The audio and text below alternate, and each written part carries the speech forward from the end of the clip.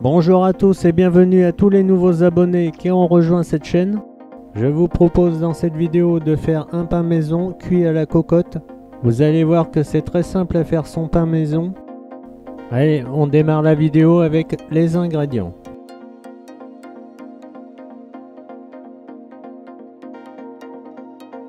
On a besoin de 280 g d'eau, température ambiante, 400 g de farine T65, 2 sachets de levure boulangère, soit 9 g, ou 16 g de levure fraîche, et 4 g de sel.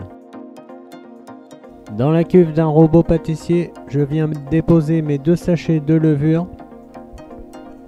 Vous pouvez également faire votre pain vous-même directement dans un saladier. Moi j'utilise un robot pâtissier.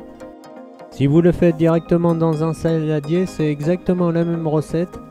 On vient verser l'équivalent d'un verre d'eau sur la levure et avec l'aide d'une petite cuillère, on vient la mélanger et on va attendre 10 petites minutes. Si vous utilisez de la levure fraîche, vous n'aurez pas besoin d'attendre les 10 minutes. On pourra passer directement à la farine. Donc vous pesez les 400 g de farine. Dans cette vidéo, j'utilise que de la farine blanche, donc que de la T65. Mais si vous voulez faire du pain en céréales, vous pouvez croiser votre farine. Vous pouvez même faire du pain en seigle, du pain de son, etc. C'est vous qui choisissez. Là, au bout de 10 minutes, je viens ajouter le restant d'eau et je viens ajouter la farine par-dessus.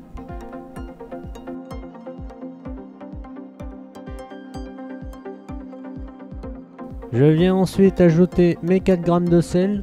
Donc 4 g c'est environ 2 cuillères à café. Là on va passer à l'étape suivante, le pétrissage. Donc là je vais utiliser le crochet de robot.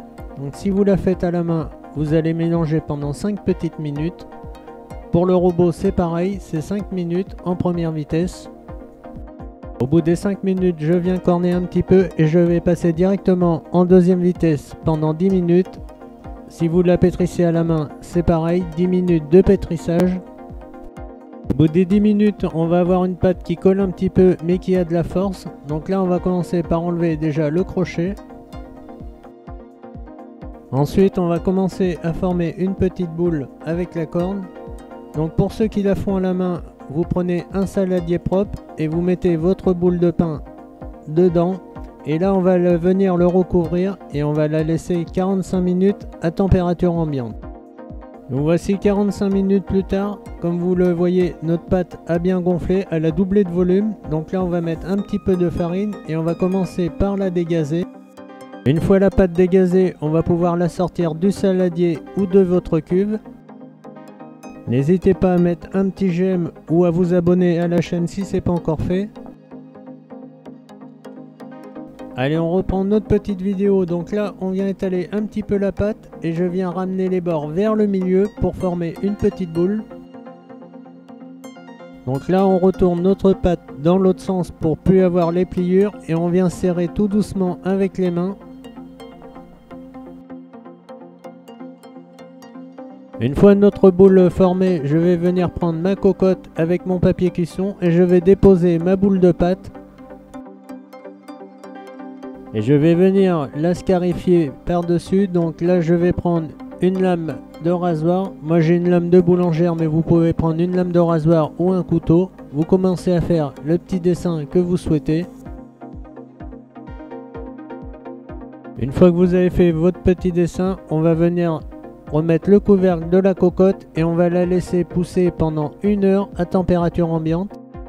1 heure plus tard, je viens ouvrir le couvercle. Donc comme vous le voyez, notre boule a bien poussé. Donc là, on va prendre un petit verre d'eau avec un pinceau et je vais venir passer un petit peu d'eau sur ma petite boule.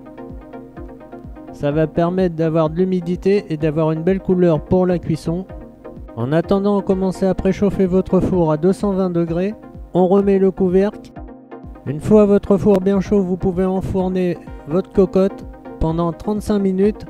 35 minutes plus tard, je viens retirer le couvercle de la cocotte et là on va sortir notre petite boule. Donc comme vous pouvez le voir, elle commence à avoir une belle couleur, mais on va venir la faire sécher au four. Donc là on va la remettre tout doucement dans le four pendant à peu près 5 à 10 minutes pour la fin de cuisson. Au bout des 5 minutes, mon pain commence à être pas mal. Moi j'aime bien le pain pas trop cuit, donc pour moi c'est bien. Après, si vous aimez le pain bien cuit, vous le laissez un petit peu plus longtemps. Donc voici sorti du four notre pain. On va attendre un petit peu avant de le couper. Donc faudrait attendre 2 heures, moi j'ai attendu qu'une petite heure. Comme vous pouvez le voir, il est vraiment magnifique, il sent super bon. Il est bien chaud. Je vous laisse découvrir l'intérieur. Moi je vous retrouve très prochainement pour une nouvelle vidéo. N'hésitez pas encore une fois à vous abonner ou à cliquer sur le petit bouton pour mettre un petit pouce, ça fait toujours plaisir. Allez, je vous dis à très bientôt pour une autre vidéo. Salut, salut!